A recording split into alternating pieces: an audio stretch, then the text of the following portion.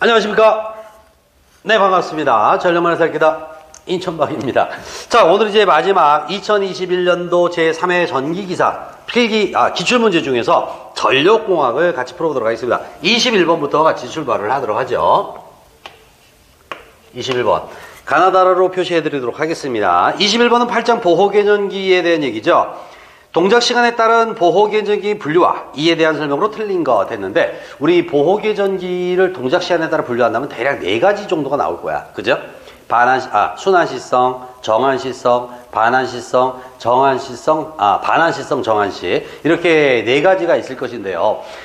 순환시성 같은 경우는 어떻게 됩니까? 고장전류가 흘러오면 즉시, 순간적으로 동작합니다. 그래서 순환시성. 정한시는 정해진 시간이 있다 동작하는 거죠. 그러니까 쉽게 말씀드리면 고장전류 크기와 관계없이 일정한 시간 후에 동작한다가 정한시. 반환시는 뭐야? 반대로 동작해. 고장전류가 작을 때는 동작 시간이 길어져요. 느려지는 거죠. 그 다음에 동작전류가 커지면 동작 시간이 짧아집니다.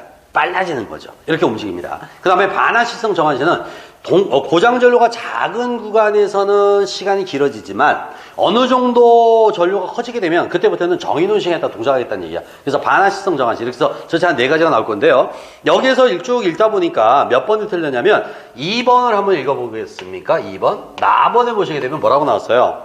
반환시 계전기는 동작 시간이 전류값이 크기에 따라 변하는 것으로. 여기까지는 좋아.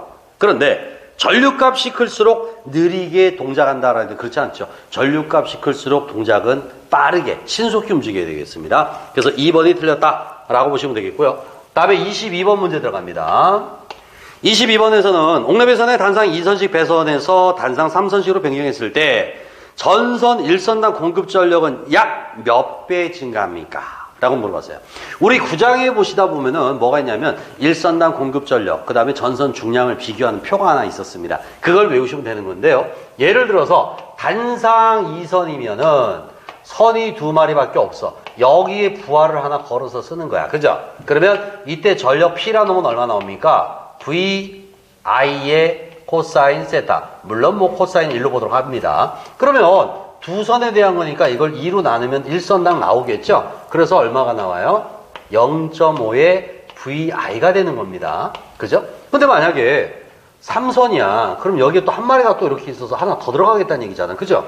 그러면 요번엔 얼마 나옵니까? P란 놈이 2개가 만들어지니까 2배의 VI 코사인 세타죠. 물론 얘는 1로 보고요. 그랬을 때 요번에는 전체 3선에 되니까 3으로 나눠줘야 돼요. 그러면 요 놈은 얼마? 0.67의 VI가 되는 거죠. 그럼 딱 봐도 증가했네요. 그죠? VI 날라가고 0.5로 나누면 되잖아. 그 나눴더니 바로 몇 배가 증가했어? 1.33배가 증가하는 거야. 그죠? 요걸 갖다 얘기하는 거예요. 그래서 아예 여러분들이 표를 외운다면 단상 2선식을 기준 잡았을 때 1선당 공급 전력 0.5의 VI가 됩니다. 얘를 1로 기준 잡고요. 그 다음에 전선량을 1로 보겠습니다. 그랬을 때 단상 3선식은 어떻게 됩니까? 라고 물어본다면 0.67의 VI가 되는 거예요. 그래서 증가했죠? 얼마만큼 증가했습니까? 1.33배. 그래서 제가 수업 시간에 항상 뭐라고 하냐면 이거 외우지 말라고 그래. 왜? 단상 3선이니까 1.33 나가야 답이다. 왜? 1.33 나가는 얘밖에 없거든. 그 다음에 전선량은 얼마만큼?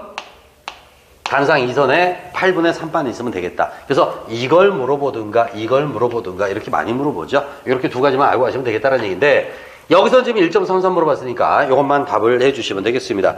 아니면 여러분들은 마지막에 우리 교재 같은 거 보시게 되면 표가 나와 있으니까 아예 그 표를 외우고 들어가시는 것도 아주 좋습니다. 머릿속에 아예 딱 각인을 시키고 들어가세요. 다음에 23번 문제 들어갑니다.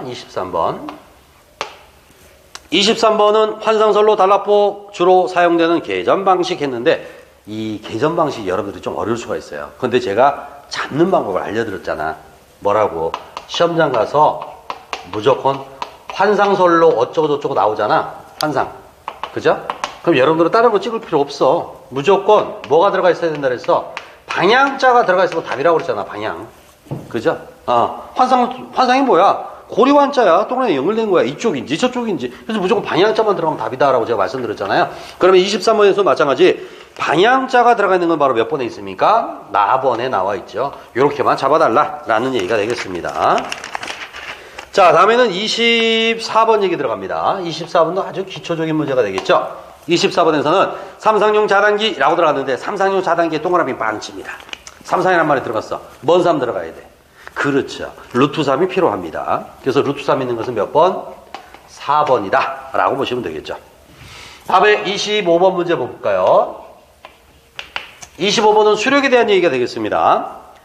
유효낙차 100m, 최대 유량이 20세제곱미터/s의 수차가 있습니다. 낙차가 81m로 감소하면 유량은 어떻게 될까요? 라고 물어봤는데, 이거는 낙차 변화에 따른 유량 변화, 아마 이런 표가 하나 있었죠. 수력에서 제가 공식으로 나올 때도 있고 계산 문제로 나올 때도 있습니다 라고 했는데, 그 문제가 되겠습니다. 그래서 유량을 Q1분의 Q2다라고 가정한다면 낙차는 어떻게 나와요? H1분의 H2, 요 놈의 몇 분의 2분의 1승 제곱근에 비례하는 거죠. 그죠? 그래서 이런 얘기야. 처음 낙차일 때 처음 유량, 그죠?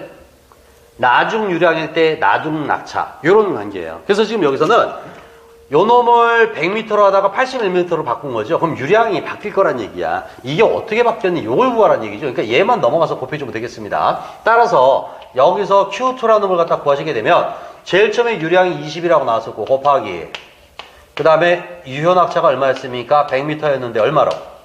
81m로 바뀌었잖아. 요 놈의 2분의 1승. 2분의 1승이 뭐야? 루트를 씌우란 얘기예요. 그래서 이렇게 계산하면 요 놈의 18세제곱미터/s가 나와야 되겠죠? 그래서 25번에서는 18세제곱미터/s, 답 2번 되겠습니다. 26번 문제 가볼게요.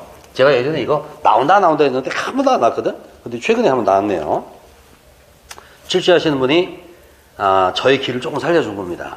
다음에 26번 들어갑니다. 달랑 용량이 3000 메가볼트 암페어인 모선의 전압이 154 킬로볼트라면 등가 모선 임피던스 밑줄, 등가 모선 임피던스 구하라는 얘기네요. 다시 말하면. 그러면 주어진 조건에서만 한번 식을 찾아봅시다.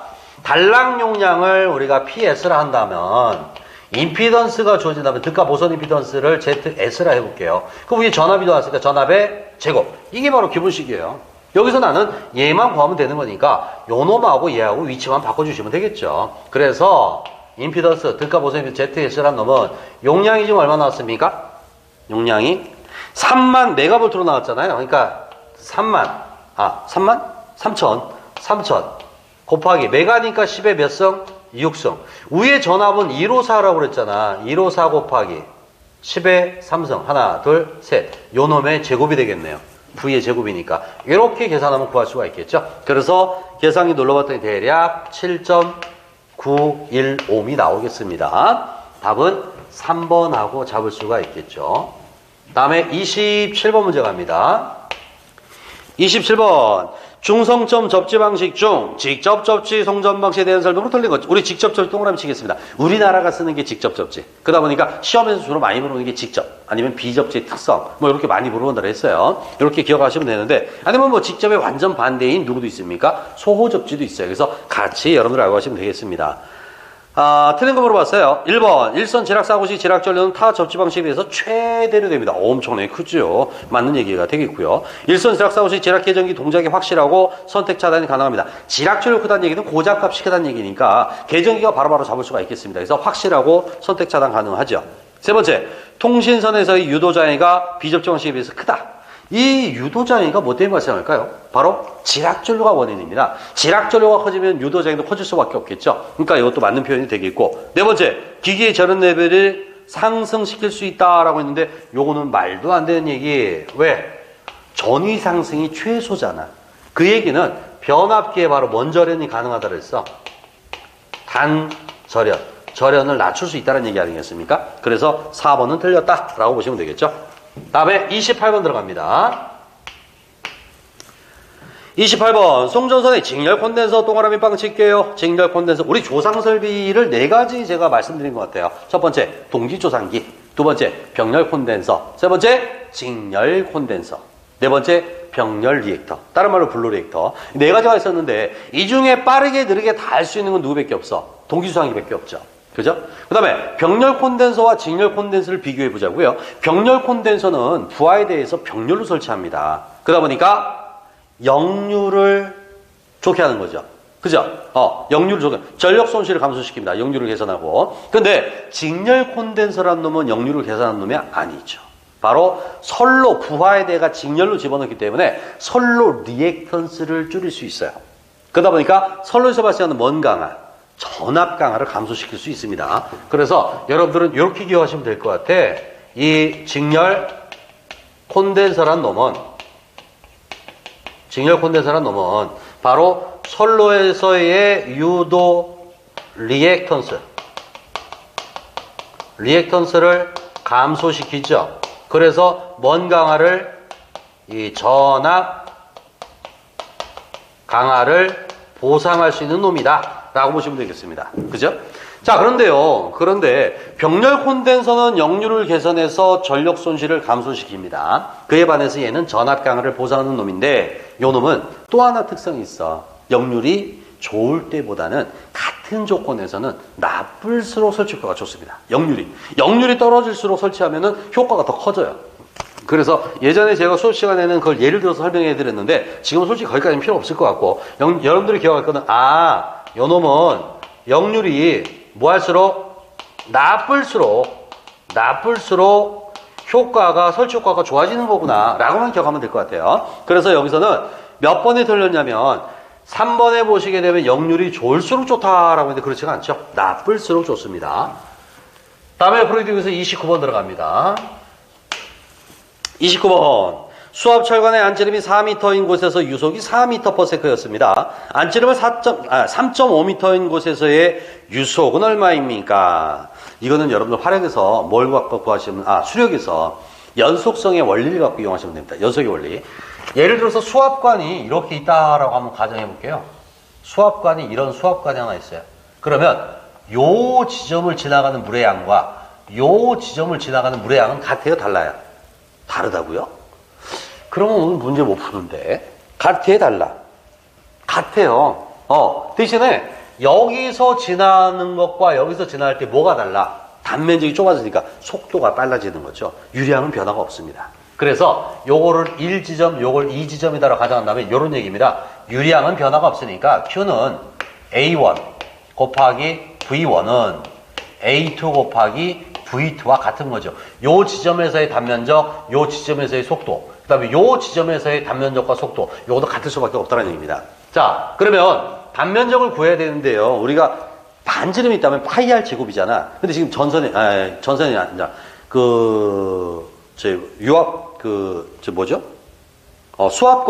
수압관에 지름이 나와 있어요, 지름이 나왔으니까 단면적이란 놈은 우리가 이렇게 구할 수 있잖아요. 바로 4분의 파이 D 제곱. 이 중에 4분의 파이 D는 어차피 똑같은 놈이니까 직경만 갖고 따지면 되겠네요, 결론은. 그죠? 그러면 여기서 이거 대신 누가 들어가야 됩니까? D1의 제곱. 여기는 D2의 제곱만 들어가면 되는 거잖아요, 요거 대신에. 그죠? 그 중에 나는 V2만 구하면 되는 거니까 얘가 넘어가서 나눠만 주면 되겠어요. 그래서 다시 한번 정리하면 속도 V2란 놈은 D2분의 D1 요 놈의 제곱이 되겠죠. 곱하기 V1 이렇게 정리할 수 있겠네요. 자, 숫자만 넣어볼까요? 숫자를 넣어보시면 D1이 4였고요. D2가 3.5라고 나왔고 V1 속도가 4라고 나왔습니다. 그죠? 이렇게만 넣어주시면 되겠죠. 그 3.5분의 4의 제곱 곱하기 4 해주시면 되니까 이렇게 하면 속도가 더 빨라져야 되겠지? 대략 한 5.2m/s 정도 나오겠죠? 그래서 5.2라고 나와 있는 답은 2번이 되겠다는 얘기입니다. 다음에 30번 문제 보도록 하죠. 30번. 일장 전선로에 대한 얘기입니다. 전선 실제 길이에 대한 얘기인데요. 경관이 200m의 가공 전선로가 있습니다. 사용하는 전선의 길이는 경관보다 약 몇 미터 더 길어야 되겠습니까? 라고 물어봤어요. 그 다음에 전선 1m 하중이 2kg, 인장 하중은 4,000, 통합 하중은 무시하며 전선의 안전율은 2이다 라고 했는데, 그러면 우리 전선의 실제 길이 공식을 보자고. 전선의 실제 길이는 경관에다가 플러스 얼마만큼 들어가야 돼? 늘어진 만큼, 즉 3S분의 8D 제곱만큼만 들어가면 돼요. 그러면 전선의 실제 길이는 경관보다 요만큼 더 길면 되는 거야. 그죠? 근데 이걸 풀기 위해서 또 누가 나와야 돼? 2도 D를 구해야 되겠네. 그죠? 자, 그러면 2도 D부터 찾아보겠습니다. 2도 D는 바로 기본식 1T분의 8T분의, 근데 D 값은 줘, 안 줘? 안 주잖아. 인장하중 4,000을 안전율 2로 나눠주면 되겠죠. 그 다음에 전선의 무게가 2kg, 그 다음에 경간이 200m, 요거의 제곱이 되겠습니다.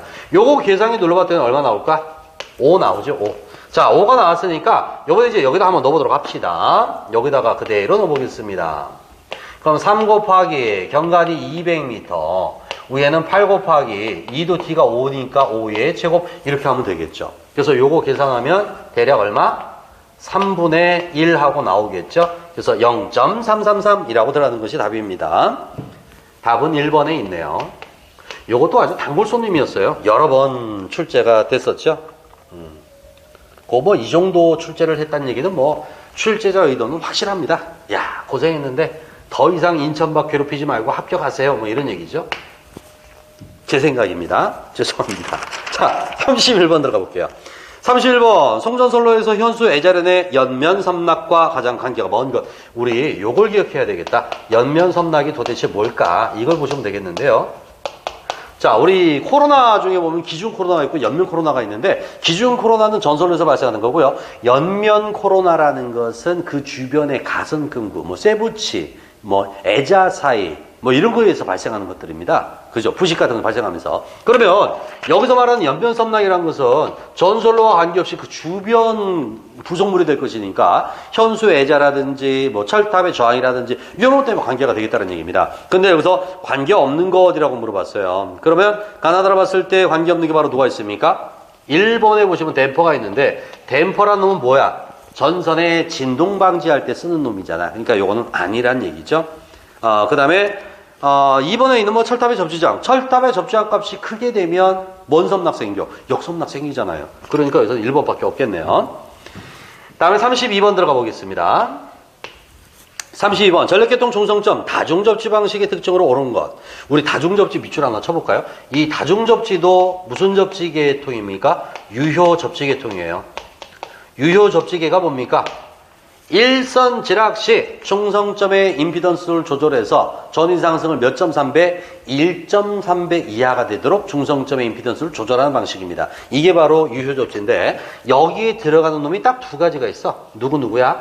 우리 송전솔로에 들어가는 직접접지, 그 다음에 배전솔로에 들어가는 지금 나오는 다중접지 방식. 이 두 가지입니다. 이 두 가지 특성이 뭐야? 전위 상승이 낮다는 얘기죠. 그러니까 단절연이 가능하다는 얘기죠.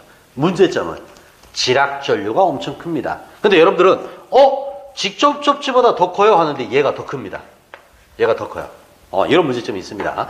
자, 그랬을 때 이제 문제를 보겠습니다. 옳은 건 물어봤는데요. 첫 번째, 유도장애가 적다. 아니죠. 유도장애가 엄청 큽니다. 지락 전류가 크니까요. 그 다음에 합성 접지장이 매우 높다가 아니라 매우 작죠. 왜? 간격별로 다중접지 여러 개 접지하니까 병렬 회로가 만들어지잖아. 그러면 저항값은 내려갈 수밖에 없겠죠. 그 다음에 건조상의 전위 상승이 매우 높다. 아니죠. 매우 낮습니다. 그래서 유효접지 계통이라고 하는 거예요. 그 다음에 지락 보호 계정기의 동작이 확실하다. 왜? 지락 전류가 크다는 얘기죠. 그래서 여기서는 바로 4번이 맞는 표현이 되겠습니다. 그래서 이렇게 잡아주시면 되겠고, 33번 문제 더 보겠습니다. 33번. 전력계통 전압조정 설비에 대한 특징으로 틀린 것 물어봤는데, 요 문제가 바로 이제 아까 제가 좀 전에 말씀드렸던 직렬 콘덴서 해드렸던 28번에 해드렸던 조상 설비에 대한 얘기가 되겠습니다. 첫 번째, 병렬 콘덴서는 진상 능력만을 가지며 병렬 리액터는 진상 능력 없다. 맞는 얘기죠. 왜? 콘덴서는 C니까 빠르게 할 수 있어. 싱생숑 빠르잖아. 근데 병렬 리액터는 L이니까 느리게만 하는 거죠. 그러니까 진상이 없다는 얘기죠. 그 다음에 두 번째, 동기수단기는 조정 단계가 불연속적이나 직렬 콘덴서 및 병렬 리액터는 그것이 연속적이다라고 되어 있는데, 우리 동기주단기라는 놈이 뭐예요? 무보화로 운전되는 동기 전동기야. 그래서 계좌전류를 조정해서 빠르게 할 수도 있고 느리게 할 수도 있어요. 그래서 느리게 빠르게 양쪽을 다 조정하니까 얘가 연속적인 거고, 나머지는 다 비연속적, 계단적인 거죠. 그래서 여기서는 2번이 틀리게 설명이 되어 있다라고 보시면 되겠습니다. 나머지는 맞는 얘기가 되겠죠. 다음에 다시 앞으로 이동합니다. 이번엔 34번 문제를 보도록 하죠. 자, 34번부터 들어갑니다. 34번에 송전선로에서 단도체 대신에 복도체를 사용하는 경우에 나타나는 현상으로 틀린 것이라고 했어요. 우리 복도체 쓰면 좋아진다고 그랬지 않습니까? 그죠? 좋아집니다. 왜? 나쁜 L 줄어들죠. 좋은 C 커지죠. 송전 용량 증가하죠. 더불어서 안정도도 증가하죠. 다 좋아요. 그죠? 그런데 단점이 뭐가 있을까? 돈이 많이 들어. 그죠? 이런 문제점이 있겠죠? 보겠습니다. L 감소 1번 전선의 작용 인덕턴스가 감소시킵니다. 좋은 얘기죠. 작용 정전 용량 증가됩니다. 좋은 얘기예요. 전선 표면의 전위 용도를 저감시킵니다. 자, 전위 용도가 뭐냐면 전개의 세기를 말하는 거야. 전개의 세기는 전압을 갖다가 D로 나눠주면 되는 거니까 복도체 쓰게 되면 등가직경 커질 거 아닙니까? 그럼 당연히 전개의 세기는 내려갈 수밖에 없죠. 맞는 얘기입니다. 자, 그런데 네 번째 전선의 코로나 임계전압을 저감시킵니다. 이런데 그게 아니에요. 임계전압은 오히려 높아져야 되겠죠. 우리 임계전압을 어떻게 구한다 그랬어요? 이 재료는 24.3에다가 M0에 M1에 델타 여기에 D 로그 10에 R분의 D 뭐 이렇게 구할 수가 있다고 했잖아. 그죠? 자, 그랬을 때 복도체 쓰게 되면 등가직경이 커지는 거니까 임계전압도 높아질 수밖에 없다는 얘기잖아. 그죠? 작아지는 게 아닙니다. 그래서 코로나가 방지되는 것이고요. 그래서 4번이 틀린 얘기다라고 보시면 되겠습니다. 다음에 35번 얘기 들어가 보도록 할게요. 35번 변압기 보호용 비율 자동 계전기를 사용해서 델타 Y 결선의 변압기를 보호하려고 합니다. 이때 변압기 1, 2차에 설치하는 변류기 결선 방법이라고 물어봤어요. 위상 보정 기능이 없는 경우이다 라고 해서 위상 보정은 안 하겠다는 얘기죠. 자, 그러면 이렇게 보도록 할게요. 만약에 변압기가 1차를 델타, 2차를 Y 결선했어요. 이렇게. 그죠? 그러면 1차에 CT가 결선되고요. 2차에도 CT가 결선됩니다. 근데 결선 방법이 달라지다 보니까 상이냐 선이냐 따라서 루트 3배만큼 차이가 발생하잖아요. 그죠? 그러다 보니까 문제가 발생해. 차가 발생해. 그래서 우리는 그걸 잡아줘야 되겠어. 그래서 우리는 반대로 결선하죠. 어떻게? 델타 Y면 여기가 델타고요. 여기가 Y면 반대로. 요 놈은 Y 결선. 요 놈은 델타 결선 해갖고 이렇게 결선을 해주는 거 아니겠습니까? 그죠? 무조건 반대로만 잡아주면 되겠죠? 그래서 35번은 Y델타로 들어가 있는 바로 답을 3번하고 잡아주시면 되겠습니다. 다음에 36번 들어갑니다. 어느 화력발전소에 4만 kWh를 발전하는데 발열량 860kcal/kg의 석탄 60톤이 사용됩니다. 60톤. 이 발전소의 미출 열효율이라고 했어요. 열효율 공식을 이탈한다면 기본식부터 적어놓고 출발할게요. 석탄량 MH분의 발열량 860W 곱하기 100 이게 바로 기본식이죠. 이게 아주 단골손님이었거든요. 자, 그럼 여기다 한번 넣어보겠습니다. 일단은 석탄량이 킬로그램이 기본 단위거든. 60톤이니까 얼마야? 6만이란 얘기네. 6만 킬로그램 곱하기 발열량 얼마라고 그랬어요? 860이라고 줘줬죠. 1kg당. 그 다음에 위에는 860kcal 들어가 있고요. 곱하기 소비 전력량이 4만 맞아요? 4만 kW죠? 4만. 여기에 곱하기 100분의 100이에요. 그럼 봐봐. 860 날아갈 거 아니야. 그죠? 그 다음에 밑에 0이 몇 마리야? 4마리, 4마리 지우면 되겠네. 그죠? 그럼 6분의 400이니까 얼마 나와? 66.666 나오겠네요. 66.666. 뭐 66.7% 정도 되겠죠? 그래서 답이 될 수 있는 것은 바로 2번이 되겠다는 얘기입니다. 그래서 물론 여러분들이 하실 필요는 없어요. 계산기가 알아서 해주니까. 여러분들은 항상 조수가 있잖아. 조교가 있잖아. 조교. 그죠? 계산기. 야, 계산해. 하면 알아서 계산해주는 그놈을 쓰면 되겠습니다. 다음에 37번 문제 갑니다. 자, 37번에서는 가공손전선로 코로나 임계전압에 대한 영향을 미치는 여러 가지 인자에 대해 설명 중 틀린 것 했어요. 아까 제가 코로나 임계전압 요거 하나 잡아줬지 않습니까? 34번에서 요거 보도록 하겠습니다. 요게 코로나 임계전압에 영향을 주는 것들이야. 전선 표면 계수, 날씨 계수, 상대 공기밀도, 전선의 직경, 등가 직경, 뭐 이렇게 등가 상황거리 뭐 이런 놈들이 되겠습니다. 그죠? 그러면 전선이 매끄러울수록 커질수록 임계전압은 높아질 수밖에 없겠고, 날씨가 좋을수록 임계전압은 높아지니까 코로나를 방지할 수 있겠고, 전선이 굵어질수록 임계전압이 높아지니까 코로나를 방지할 수 있는 아주 좋습니다. 그런데 엄밀히 따지면 요것들은 딱 픽스된 값이야. 내가 바꿀 수 없는 값들이야. 그죠? 그래서 나는 매끄럽게 만들려고 누굴 썼습니까? 단선을 쓰면 좋은데 단선을 못 쓰잖아. 그러니까 연선을 쓰는데 연선 쓰니까 안 좋아져요. 그래서 우리 누구 썼어요? 바로 중공연선이라는 걸 썼었죠. 가운데가 뻥 뚫려있는 그런 놈을 썼었습니다. 그러면 37번 들어가 볼게요. 전선 표면이 매끈할수록 임계전압이 낮아진다라고 했는데 매끈한 걸 쓸수록 높아지는 거죠. 그래서 여기서는 몇 번이 틀렸습니까? 1번이 틀렸다라고 보시면 되겠습니다. 우리 중공연선 쓰는 거 보셨죠? 이런 식으로. 만약에 연선을 쓰게 되면 이렇게 될 거잖아. 연선을. 그러면 어때? 울퉁, 불퉁, 울퉁. 그러니까 이런 데서 방전이 생기는 거야. 근데 연선을 쓰는데 중공연선을 이렇게 쓰는 거죠. 이런 식으로. 이 차이가 뭐예요? 차이가. 여기서는 소도체가 동그랗게 돼 있지만 여기서 소도체가 이런 식으로 이렇게 홈이 파져 있는 거죠. 그래서 끼워 맞추면 이 겉의 표면이 매끄러워지는 거 아닙니까? 그러다 보니까 아무래도 코로나를 방지할 수 있는 역할이 되겠다는 얘기입니다. 그래서 요게 문제였었죠. 그래서 37번에서는 1번이 틀렸다라고 보시면 되겠고요. 자, 다음에는 이제 38번 들어갑니다. 38번. 송전선로 보호개전 방식이 아닌 건 물어봤어요.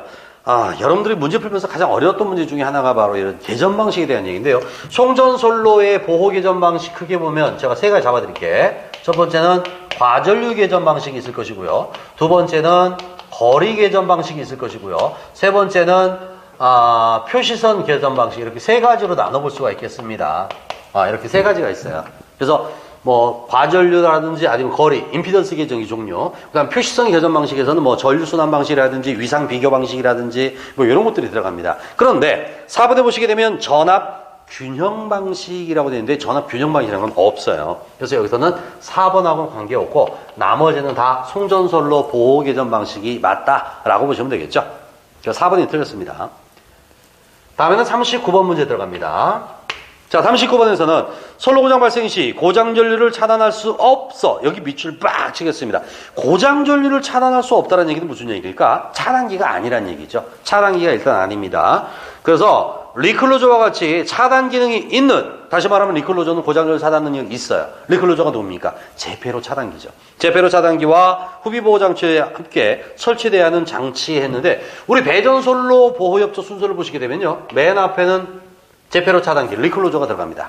그러한 다음에 누가 들어갑니까? 바로 섹셔널라이저가 들어갑니다. 그런 다음에 누가 들어가요? 라인 퓨즈가 들어가겠죠. 이게 바로 순서예요. 절대로 리클로저가 뒤로 들어갈 수가 없겠죠. 그랬을 때 얘가 리클로저, 즉 제페로 차단기라면 요 섹셔널라이저입니다. 이 섹셔널라이저가 바로 누구야? 자동 선로 구분 개폐기가 되는 거예요. 자동 선로 구분 개폐기. 요게 바로 섹셔널라이저가 되는 겁니다. 그래서 항상 리클로저하고 얘 앞에는 리클로저가 들어가더라는 얘기죠. 그래서 답이 되는 것은 섹셔널라이저라고 되어 있는 답을 4번하고 잡아주시면 되겠습니다. 자, 끝으로 40번 문제 보겠습니다. 자, 40번에서는 송전선의 특성 임피던스 밑줄 칩니다. 특성 임피던스에 대한 특징으로 옳은 것 물어봤습니다. 우리 특성 임피던스가 어디다 나왔을까요? 송전선로 특성값 계산에서 장거리에 대한 얘기가 나왔었습니다. 그 장거리에서 보시게 되면은 특성 임피던스는 진행파에 대한 병렬 어드미턴스의 직렬 임피던스 B를 말합니다. 그래서 이렇게 표시하실 수 있죠. 루트 Y분의 Z. 또는 요놈을 정리하면 결론 누가 나왔어요? 루트 하기를 뭐분의 L, C분의 L이라고 들어갔었죠. 또는 그래서 요놈은 어떻다? 선로 길이와 관계가 없었다 라고 제가 정리를 해드렸습니다. 그래서 특성 임피던스라는 놈은 이렇게 나오는데 선로 길이와는 관계가 없었죠. 그 얘기죠. 그래서 가나다라 봤을 때 선로 길이에 따라 변하지 않는다라고 되어 있는 게 바로 몇 번입니까? 3번이 되겠습니다. 그래서 3번을 이렇게 잡아주시면 되겠고, 여기까지 해서 2021년도 제3회 전기기사 기출문제 중 전력공학을 같이 풀어봤는데, 다음에는 혹시라도 이런 문제가 나온다면 여러분들 절대 실수하지 않고 무조건 맞힐 수 있는 그런 자신감이 생겼으면 하는 바람입니다. 저는 여기서 물러가고요. 다음 시간에 다시 또 인사드리도록 하죠. 수고하셨습니다.